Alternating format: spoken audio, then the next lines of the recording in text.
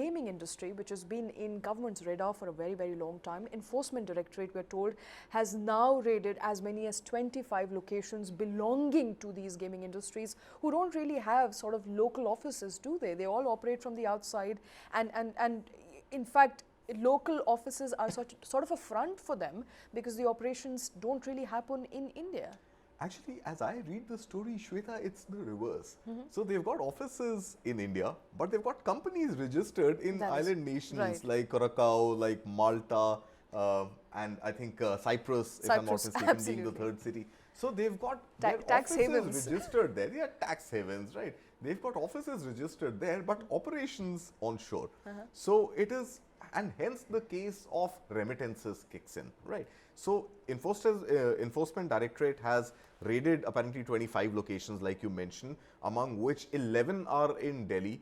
If I'm not mistaken, 7 are in Gujarat, and the balance are between Andhra Pradesh, Madhya Pradesh, Maharashtra, where they have actually been able to seize up to close to what I think their estimate suggests about 4,000 crores is their estimation. They haven't been able to seize all that, but ED says that there is incriminating evidence and there is electronic evidence that about 4,000 crore rupees worth of remittances have been made by these 25 gaming companies, where money has been made in India and has been sent offshores to these 3 island nations of Curacao, Malta and Cyprus.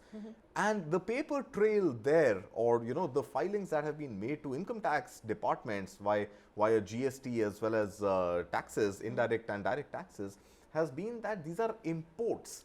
So what these 25 companies allegedly, many of these 25 companies are apparently doing is that they are, on paper, they are showing that they are importing something from these international locations, right?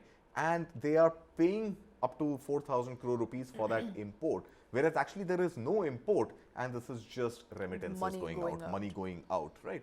So that is what ED seems to be after, and rightly so. Also because there are these specific categories of online gaming and betting, gambling in general, which is not permitted on Indian shores, whether in an online or in an offline format, right? So racing, riding, any hobby activities which will draw in income, including online gaming, right? Any income drawn from these activities and remitted abroad is not allowed under FEMA guidelines, right? So the Foreign Exchange Management Act very categorically mentions that it prohibits any such income to be remitted outside of India. So essentially, interesting story, because all of this money, and from what I'm reading at this point in time, is that all of them are linked to Indian bank accounts. All the offshore companies, all the offshore registered addresses are linked to Indian bank accounts opened in the name of proxy people who have no links with online gaming activity. In a sense, money is being routed through these countries, coming back into India through Indian bank accounts, and so a great way to evade taxes. The money that you're making in India is hitting your Indian account. You are offshoring that money, remitting that money to these island nations, but the bills you're producing is of imports, whereas actually you're making no imports. Right. So those, of course, are big allegations there coming in at this point in time for 25 gaming companies. In fact, an upward of 25 gaming companies. We're given to understand Enforcement Directorate is raiding them at the moment. The probe is on. We will bring more updates on that story.